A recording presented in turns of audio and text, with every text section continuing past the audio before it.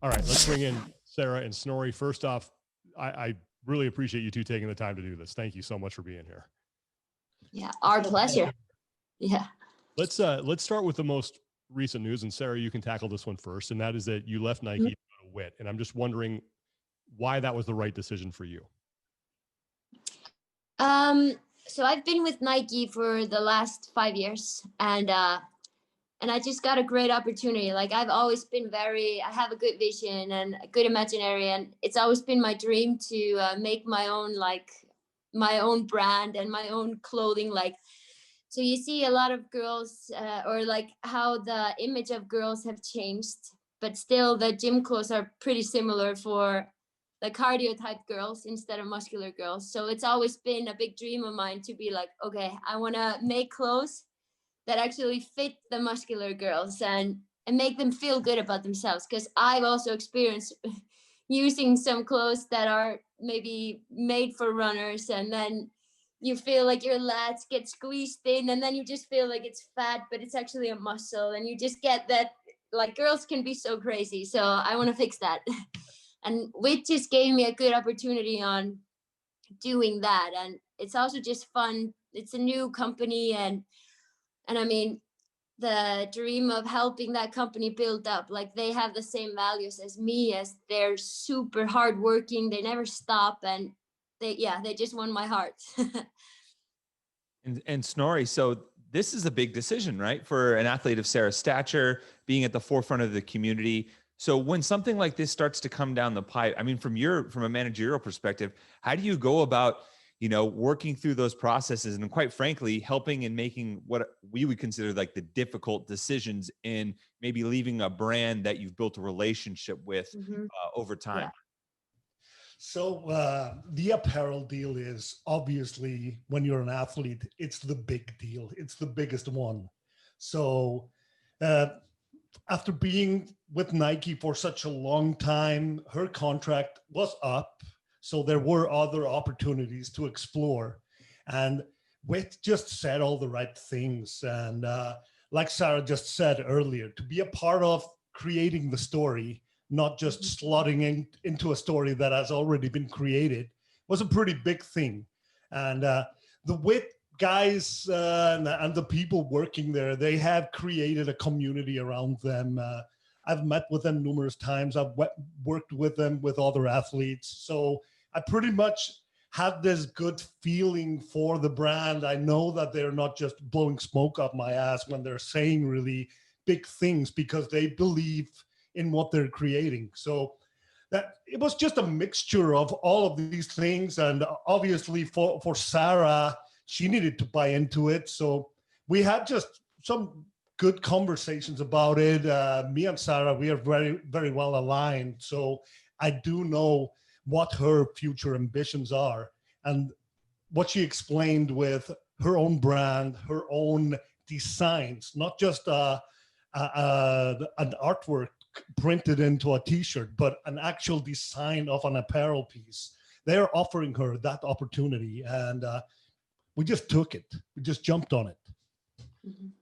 You can both address this. I'm just curious how sponsorships have changed just over the last 5 years, because it seemed when athletes first got sponsored, it was, hey, here's your picture on a t-shirt and maybe we'll throw you some cash and some free gear, and then that's it. But what is it like now dealing with sponsors?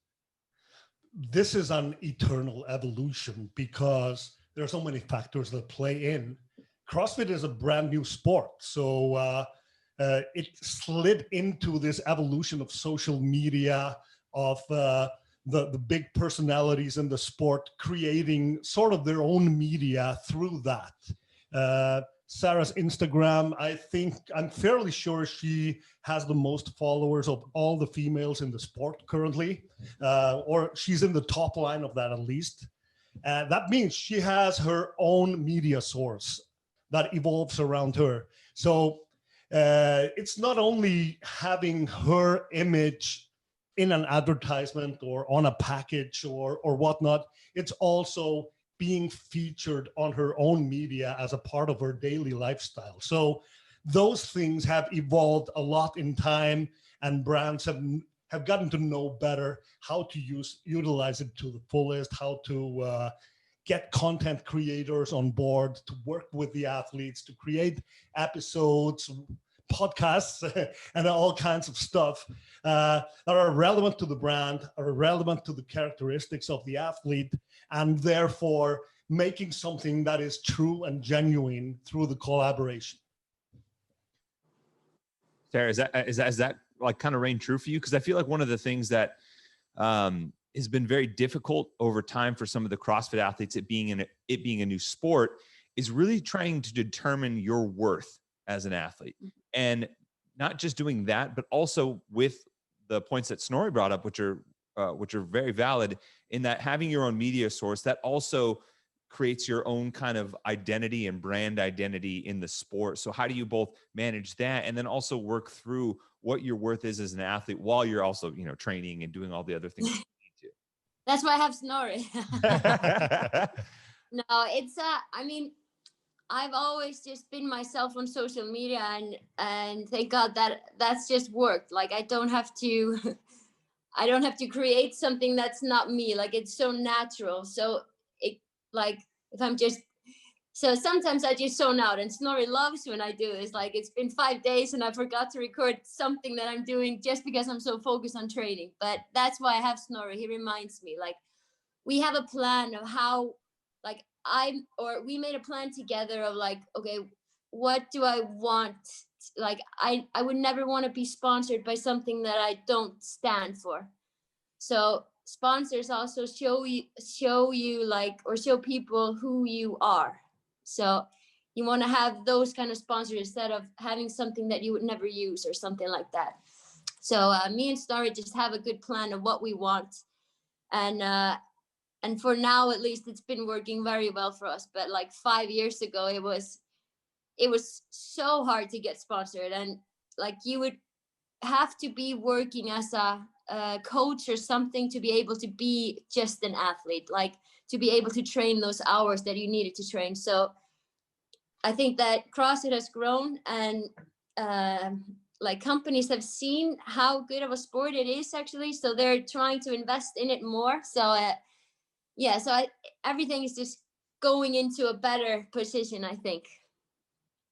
And Snorri, you and Sara can both answer this, but one thing you brought up, Sara, is like you don't want to necessarily be sponsored or represent a company that you don't believe in.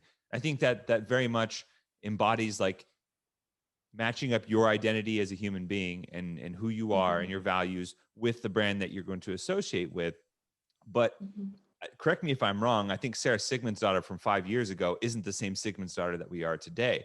So how do you go about fine-tuning that process to make sure you can both identify yourself properly and uphold and figure out your own values and self-discovery, and B, making sure that you kind of fine-tune that the brand stays with you on that? Yeah. I mean, I think I've just been pretty lucky with sponsorships that I was able to actually have them aligned with how I am. And I mean, I'm still the same Sara from 5 years ago, but maybe 5 years ago, if some company that would sponsor me and I would be able just to train, I would take that deal. Well, now it's like, okay, I am lucky enough that I have these sponsors. Can I train without working? Can I train 7 hours? Yes. Okay, this is good enough. Like instead of being greedy and just taking everything that is on the table. So I think that, it is a fine line of what you want, but your gut always tells you if this is something for you or not. In a way, we have a luxury not a problem. We have a luxury option and scenario with Sara because she is so popular. She is such a big face in the sport. So obviously, a lot of the brands that are in the space are interested in working with her. So we have the option of picking and choosing, while some of the lesser known athletes don't have that same luxury. So the way the situation looks to me, because I work with athletes that come from being very little known and all the way to Sara, it's all about who is at what state is that athlete, and what can it represent for the brand, what's the value of the athlete to the brand. So that's always the balancing act. But through times like COVID-19, which obviously have caused a lot of bad things to happen for businesses, for the sport, etc., Sara still remains that big that we haven't really felt the impact of it, while some lesser known athletes have been losing sponsorship contracts, even though they did nothing wrong, just because the business shrunk. Hopefully it will blow out again very soon. Sara, I'll ask you one question, and Snorri, you can follow up on this, but I'm just curious, when you figured out you needed a manager, because it wasn't that long ago when CrossFit athletes with managers was kind of unheard of. Yeah. It was, so I worked with Matt O'Keefe from when I started, because Nike contacted me, and me and Fraser had the same route. Like, we competed both at ECC, and we were no names, and Nike reached out to him. So Nike reached out to Matt O'Keefe and asked him if he knew me. So, and I was like, I don't need a manager. I'm just I just want to make it to the games. That was how I thought. And then after the games 2015, like, there were so many companies that just tried to talk to me or make contact with me, and Matt O'Keefe just offered to help me. And then me and Snorri started working together 2017. And that's a little bit like, I had never thought about social media that much until I met Snorri, and how much value social media can actually give you. And that's where I really found out that I needed somebody that would work this closely with me on this, because me and Snorri, we just have that great relationship that we just understand each other. I can tell him anything without offending him, and so it just turned out very well. Snorri, and from your perspective, how has your role as a manager evolved now over the past couple of years? It's a constant learning curve. I didn't receive a script or a manual for what a manager does. I sort of dove into it. I come from a marketing advertising background, so obviously I was looking at image things for the athletes and trying to pair them with brands and everything. But it ranges from carrying bags or being a bodyguard or whatever. So it's got so many different aspects to it that I can't really answer this question in another way than it's always evolving. It evolves with the sport. It evolves with the growth of that person that I'm working with. And it's just a fun ride, really. That's why I'm doing it. Snorri, when you're kind of describing it a little bit, it sounds almost like that rock and roll road lifestyle. Yeah. And I know you come from a music background too, playing some yourself. Do you get those kind of vibes when you're out on the road, kind of working with Sara and kind of managing the day-to-day, different city, different place, different hotel kind of situation?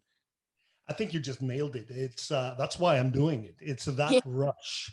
It's my rock star dream never turned out. So this is like a second lease at that. So that's pretty much the aspect of it that keeps me really, really into it, because there's so much fun that happens through the season.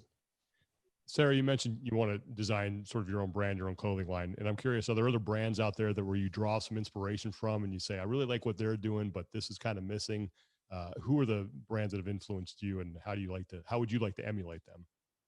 Like, I have always been that type that wants to have everything I do unique. So it comes from like just singers or something wearing some clothes on stage, and I'm like, you can make that a sport version if you do this. So I will admit I have screenshot a lot of photos the last 2 years that I could put together now and have put together now. And so it's just a combination of many different brands, and then also like my favorite things from Nike, and then my favorite things from a different company or something like that. And I can mix it a little bit together. So it's been an inspiration, all from just party tops or something that you can make to an athlete top or something. And then it needs to be a little bit unique. So yeah, you just have to stay tuned. I can't say anything more, All right. And hearing that, and Snorri, I'm kind of curious because, you know, and Sara, you've always come across as like this almost kind of free spirit in many regards, and being able to utilize that for your vision while also like being able to like focus in on the day-to-day details that I know like Snorri helps with. Yeah. And so Snorri, I'm like, where's that? How do you find that balance of like, you got to let Sara kind of like fly and, you know, be the social butterfly and discover all this stuff. But then you got to like rein her in a little bit here and then. It's about honesty, and we are just really honest with each other, and we've made the effort to get to know each other to the point where we are just really good friends. So when we have conversations, everything is on the table. I just know what's up, and therefore knowing that there's no hidden agenda, there's nothing being hidden or played around with, makes it just super easy. And I realized instantly what type of a person Sara is. So I knew what I was signing up for, but it's been running really smooth. She may look like a bit more of a free spirit than she actually is. She is really, really organized when everything comes down to it. She may not arrive on time to a meeting or something. I'm actually quite surprised that she was in this call ahead of me. But apart from that, she's super organized. Sara, it sounds like you're going to chime in there. Yeah, you want to respond to that? So it's my New Year's resolution to be on time. I'll keep that in. Snorri, you heard it here first. You've done it every single year since I knew you. Well, I've just learned the last 5 years, if I want to make everything happen, I have to be organized. But then I also need the balance of being myself and being the free spirit. That's where I thrive also. But if you don't organize stuff, you don't get it done. So yeah, I like that. And hopefully maybe, I don't know, when we saw you guys in Filthy 150, there was a cool little bet with the 100-kilo snatch and no meat. Or Snorri, you're going to go vegan? Are we going to get to see more of that coming down the pipe? Oh, absolutely. We challenge each other a lot, and that bet is still open. She's yet to hit the 100, but I'm fearful she will really soon. She's looking really good in training. So it's in the back of my mind now. We live in such a short attention span world now with all the social media options and entertainment options. How do you stay relevant and make sure that you're always in front of people and always getting their attention? That's a tough question. That's a really tough question, but we just try to stay awake. And then the thing is that Sara has this appeal. People just really want to know what she's doing day in, day out. So while she has that, we're not too worried about it. How's training going right now then, speaking of what you're doing, Sara? Training is going very, very well. So I'm still in semi-off season. So I'm going to start just full training in January. I'm going to, my goal this year is to peak at the right time. And I took a lot of time off now after the games. Like it was, this year was a struggle from Rogue. It was a big struggle. So I just want to let my body heal completely and my mind also. I mean, what happened at the games is something that I have just a nightmare for. Like I never thought it could happen. So it was a kick in the butt. So I just decided I'm going to make my body heal completely and I'm going to start the new year good. And so I'm reaching that area now that training is all about just feeling good and preparing myself for hard training. And for people that may not be up to date on what maybe happened, you talked about some timelines there. Since Rogue, things were tough. The games, obviously, kind of a nightmare. Didn't go how you would plan. For people listening at home, what exactly happened? Kind of walk us through those few months and what happened. Because when we saw you at Rogue, it was a pretty strong performance, and it seemed like everything was going in the right direction. Then obviously things didn't quite work out the way you wanted at the games. So to make a long story short, I was pretty unlucky. I was just lifting in my gym and was doing a box jump between lifts. Fell on a box and just got a really big hole in my shin, which needed 12 stitches. I thought at that time, like, okay, I just need to wait 2 weeks and it's going to be good. I'm so happy that nothing broke or something like that. So I was so thankful what happened. So they told me I had to wait 10 days for it to heal. So I was like, okay, Rogue is after 2.5 weeks. I need to take these 10 days off so I won't get infection. Mm-hmm. I got a small infection after those 10 days. Like everything was just going up and down after I fell on that freaking box. Rogue, I wasn't quite myself when I was competing. My strength just wasn't there. My like things that should be pretty easy for me were just harder than they used to be. So like, but it was not nearly like it was at the game. So I felt that something was wrong, but I could push through it. And you can probably see it in the in the clean video from Rogue, how pissed I was that my body wasn't working like I wanted it to work. And I just couldn't understand why, because everything had healed and everything. So I didn't quite understand it. So I just took a week off after Rogue, started training again, and was just off for about 8 weeks. And nobody knew what was happening. And they were just like, oh, you're overtraining. Like I was trying to get help to just know what was going on, because you just know your body so well when you're working with it every day, and you just know when something is wrong, but the feeling of not knowing what was wrong was so hard. So I just accepted that it was just in my mind. The games were right around the corner. I didn't have time to try to figure it more out. I just had to become focused and more of maintaining than improving, because the body was just not quite there. And 8 weeks later, I just get this extra knee on my shin. So they say that I got an infection. I had the infection since Rogue, but like the wound had grown together. So the infection was under. So so I just had finished a small photo shoot for Volkswagen, and I was just putting my training pants on, and I could just feel like a bump or something on my shin. So I just went straight to the hospital. They had to cut it up because it had gone into the bone, what you get when you run too much. Do you know what I'm talking about? Like the shin splint. Yeah, it had gone into the thing there, and so they could not make it not hurt while they were cutting it. So they had to cut it and squeeze everything out. So I was again out for 2.5 weeks, and it was just a struggle. Like always when I thought it was going in the right direction, it went back down again. So a small thing became a very big thing. And from that, I got like, anti-infection. Oh, antibiotics? Mm-hmm. Antibiotics, yeah, sorry. I've actually had... English, I've actually had what you're talking about, a bacterial infection of the skin from a wound before. So it's crazy, yeah. And then I got that antibacterial, and because of that, the cortisol level just dropped and was just unstable. So I did a cortisol test 2 weeks before the games, and everything was just pretty off. So that's what I've been focusing on now, is just, okay, body, you need to become good again, and then I can use you. So it's been a struggle. Yeah, I imagine.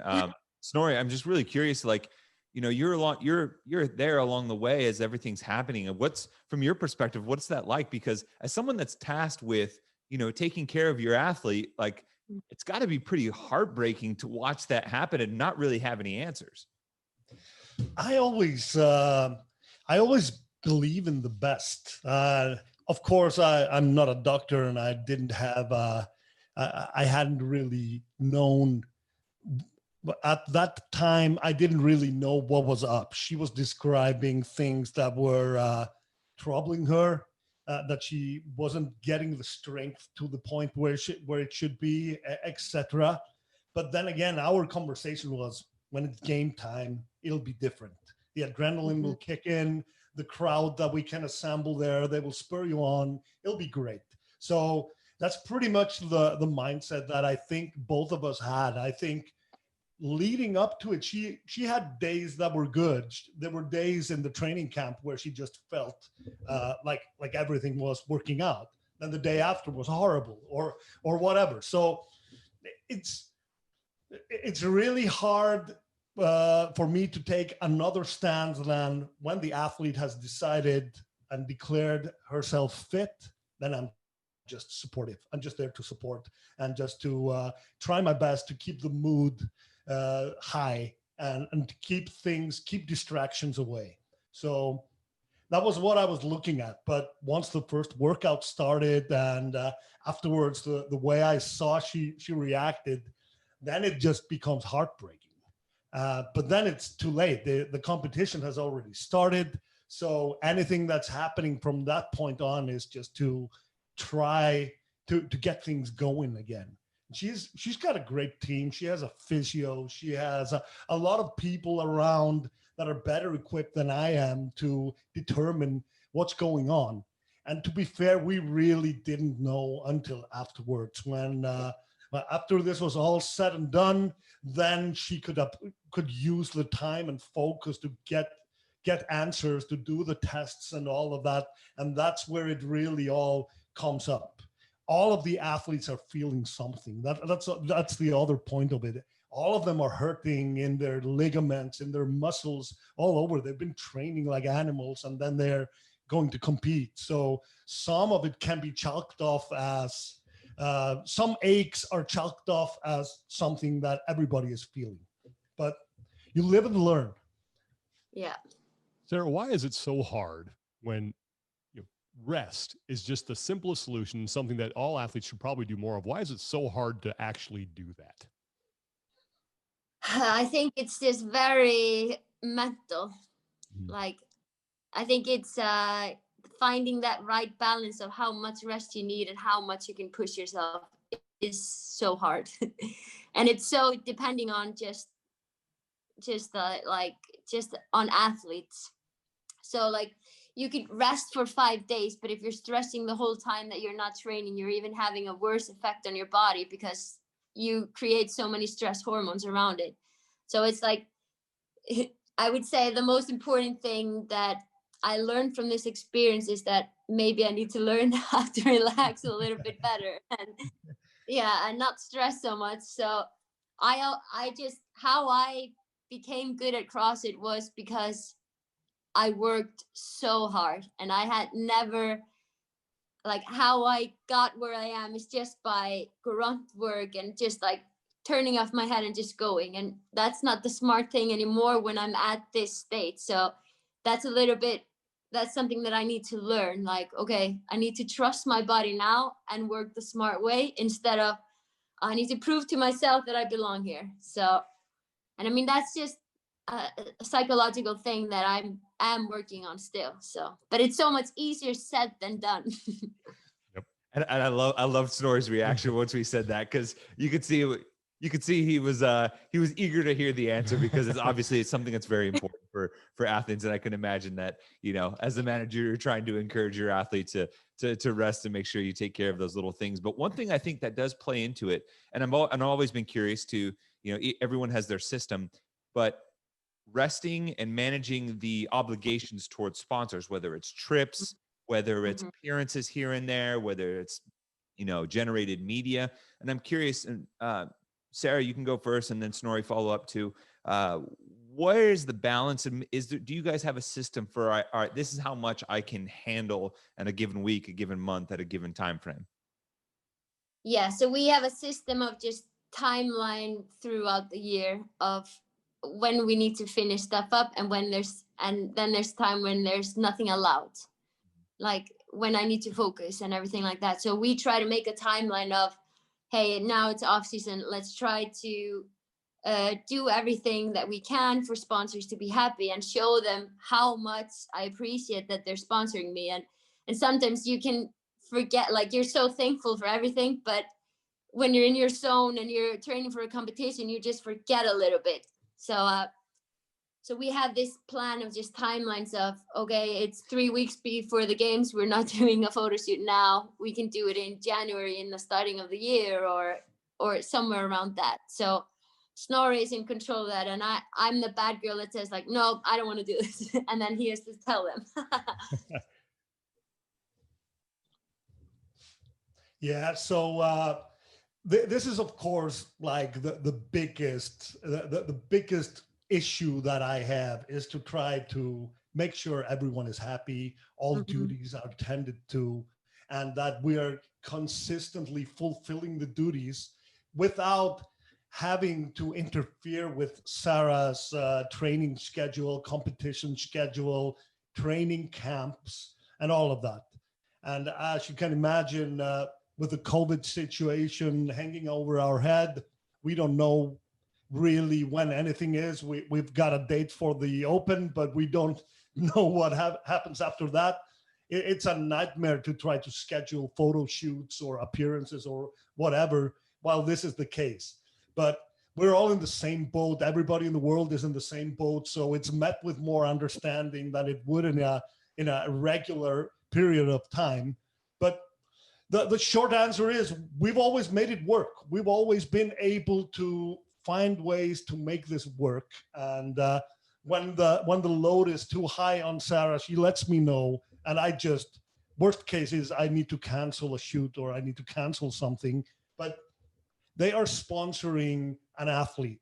Every single one of her sponsors want her to get her priorities straight, which is being an athlete and a competitive athlete. That comes first, always. So while that's the case, we will not have any problems. And so that makes total sense. You know, obviously they want to make sure that the success of an athlete is paramount long term. But maybe even prior to that. So when you kind of come to the negotiation table, that to me, that if I just think about that, and I think in conversations with people, that's the most intimidating part, is trying to go to a table with brands like Volkswagen, with Nike, with these global brands, and be able to, you know, find a situation where everyone walks away happy. How is that something that you've always been? Do you felt like you've always had that talent or that skill to be able to kind of suss that out, or what has been your approach to all this, and what has kind of been your takeaway in dealing with the brands, at least on the CrossFit side? This is always people working with people. It's and I always approach it like that. I'm talking to a human being that understands what we're talking about. I have had some meetings or some negotiations in the past where I really needed to explain, and in no uncertain terms, what we're comfortable with and what we're not comfortable with, and what are the pros and cons of, if this is to happen, then this, and this needs to be made sure of. But now the brands that are entering the space, even though they might, some of them be new to CrossFit, all of them have worked with athletes before. I've not been working with, I've never had a negotiation for Sara, for instance, where it's not a brand that is familiar with what an athlete is. So they are trying to get into her lifestyle and get her to be representing their brand. So usually we just have a common ground from the off. There might be differences in how we value her services or her endorsement, but in terms of what the duties should entail, that's rarely a problem. You've mentioned, what makes a sponsor a good fit, but have you ever, you don't have to name names here or anything, but I'm just curious, when someone approaches you and it's not a good fit, how do you make that determination? We're asking for a friend, just because we. Okay, well, first off, it's what are her values? I mean, she doesn't want animal products, for example. That's like a lifestyle decision that she made very consciously. So that's off the table. And then there are other things in just what she prefers, be it values or not. She has her own taste in things. She either likes something or not. So those are the discussions we have beforehand. And then there have been minor instances with personnel, and I certainly will not mention any names, but it's more been that person that we are working with, we are having a problem with that person rather than it's the brand or the deal or whatever. And we have always successfully found a solution to that. Okay. It's good to hear, because that sounds very open-minded and very people-forward, which I think that has been something about the CrossFit community that's always been important. So to even hear that on the business side of things is kind of a refreshing piece. And I'm kind of curious, Sara, how do you feel like the sponsorship element has ultimately improved you as an athlete as a long term? Because I feel like it's hard to envision yourself growing up, maybe if you weren't an athlete, that you are a pro athlete. And a part of the game is, when you become a pro athlete, is finding sponsorships and partners that will support you and allow you to do your thing. So is there any, you reflect on that, what has been the kind of net positive and impact from the sponsorship side? I mean, I'm still always just like, oh my gosh, do they want to sponsor me? Like, it's like I don't realize it until they actually reach out. Like Volkswagen, for example, it's just like, what, do they really want to sponsor me, a girl from Iceland that lifts a little bit weights? Like, so then you actually relate to like, oh, maybe if this big company wants to sponsor you, you are doing something right. Like with also like their belief in me as an athlete is just amazing. And I think they, like, the sponsors just help you believe more in yourself by their support. And also, when they contact you and they want to sponsor you, they tell you the reason why, and that's always like, wow, am I like, okay. So like, they help a lot by helping me see myself as an athlete. I'll admit that. Could you imagine if like dating was that easy? I like you. These are all the reasons why. Now let's successfully negotiate purchase on this. That's not how it is. Yeah, at least it's not how it's worked with me. Oh man. Also, I got to say I'm jealous, because in all the photos that I've seen, the Volkswagen model is not available in the United States. So, so it's like, I was gonna support you and go. No, you were gonna fish for a hookup. No, I was gonna support Sara and go buy a Volkswagen, okay. but I couldn't do it, so that's why I haven't. So just. Yeah, I feel bad for you. Like, this car is the love of my life. You look back over the past few years of training, and your situation, be it locations or coaches, has changed quite a bit. And I'm curious, why are you in the right situation now as far as your fitness is concerned? I would just say that, I mean, I've learned a lot the last 5 years. A lot has happened the last 5 years. And always when you know what you don't want, you're one step closer of knowing what you need and what you want. So I think the situation now where I'm in is that, like, being in Iceland wasn't where I wanted to be at this time of year.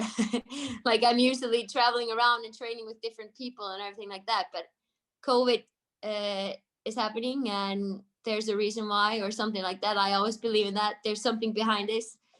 And like, you just have to deal with the situations that are happening right now, and you have to make the best out of it. So I think that's a little bit where I am now. And it's also what happened to my body. If I was in Dubai with Carmen or something and that would happen, I wouldn't be able to go to the doctors or anything. So having my people around me and everything is like, you can be so mad at what happened, and then you can be so thankful also, like, oh my gosh, I didn't know how many people supporting me and how many people are around me until something happens, and you see who are standing by your side and doing everything to help you. So situation that I'm in now is it's the best, because there's a lot that has happened the last few years, and I've learned from that. So I know where I want to go and what I need. And as far as, and we actually haven't talked about this at all before, but the coaching and training situation, is there anything different? Do you have a new coach, or is there a program that you're following this year in particular? How have you addressed those things? Like, I'm just building a team that's going to help me with the 2021 season. That's the only information you can know now. Oh, okay. Oh, man. Okay. Right. Well, how about this? when you take stock of where you are as an athlete and what you need to improve on, what are some things that you absolutely have to get accomplished here before the games in order to get yourself back to where I think most people think you should be?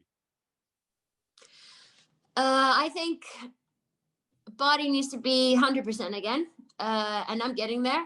I need to believe in myself again. I mean, when that happens, you lose all your self-esteem as an athlete. You're just like, oh, okay, I knew I belonged in the bottom. Like, I knew this would happen. The other years were just luck. Like, you go straight into this bad voice, and that's just dealing with that the right way. And I think I also need a person that knows more about programming and the science behind programming, behind peaking at the right time. And then I also need people that I can train with that push me. Like, I'm just alone in my gym, and that doesn't push me to the limit where I need to be. So me and BK are actually, we made a rule that we have to train with each other at least 2 times a week. So there's at least one thing that's happening. I was going to say that's a good person to have. Yeah, that's what I was going to say. And it's probably a win-win for you and Snorri, right? Because Snorri, you get to work with BK, and you got 2 awesome Icelandic, Vikings working out together. And man, and maybe Snorri, you hop in on a joy to see when that's happening. When the 2 of them train together, they're like brother and sister. So they have this banter. They give each other hell while they're training, but then they're friends afterwards. Mm-hmm. So it's really fun to see. You gonna jump in and throw some weight around with them too, Snorri?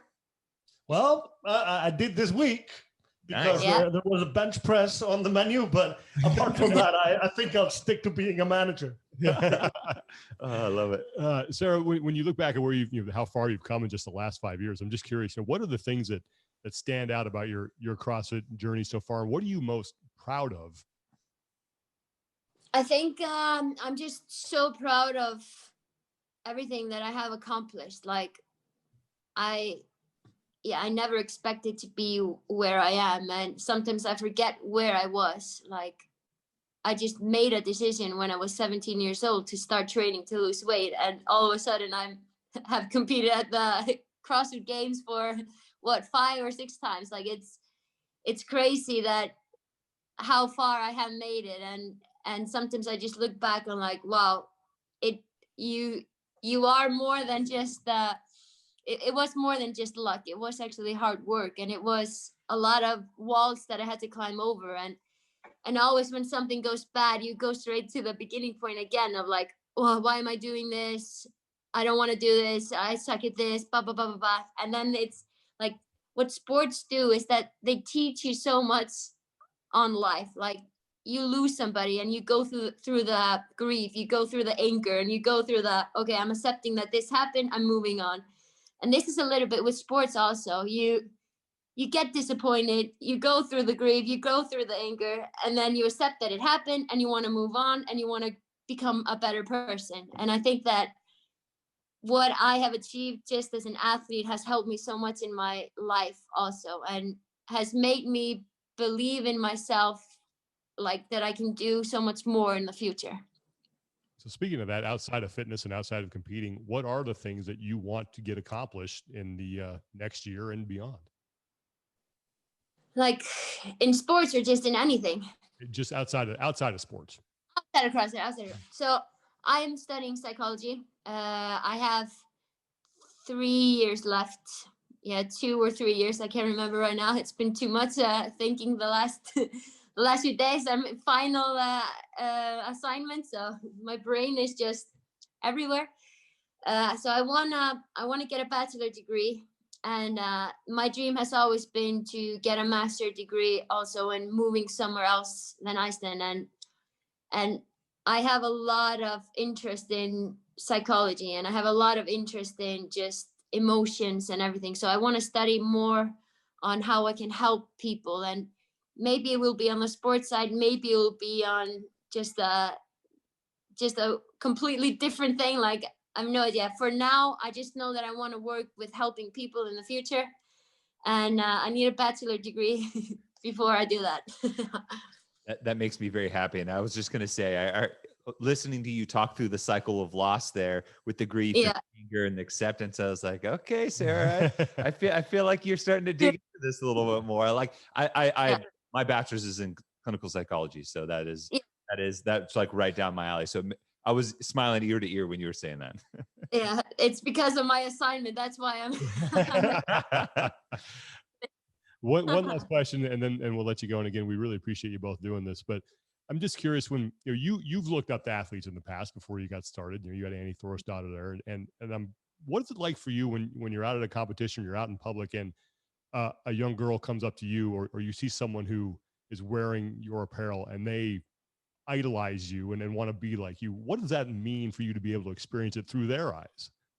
It's just so unreal still. Like, it doesn't feel real that people know who I am or anything like that. Like, it's just, so when you're in Iceland, nobody says anything or anything. Like, they just see you and you see that they have this look of, they know who you are. But like, probably the hardest thing or not hardest, but like the most emotional thing is I was just once training in the States in Mayhem, and then there's this girl that just runs up to me and she just cries so much and was just hugging me while she was crying, and I was like, are you okay? Like, what's wrong? Like, I didn't understand what was happening, and she's just like, this is my dream come true for the last 3 years. I'm so happy that I see you. Like, I've waited so long and I can't believe that you're here. And I was just like, I'm just an athlete. Like, you don't have to, don't cry. You're going to make me cry. So it was just like, that was an unreal experience. And I'm still just like, if I see somebody just in my gym wearing like Team Sigmundsdottir shirt, I'm just like, oh, that's like, you always get this warmth in your heart that you're doing something right. Yeah, well, that's great. And look, best of luck moving forward with everything, with WIT and the new partnership there, and with the training. I hope you get all healed up, and we are certainly looking forward to watching you compete in 2021. Sara, Snorri, thank you so much for doing this. We really appreciate it.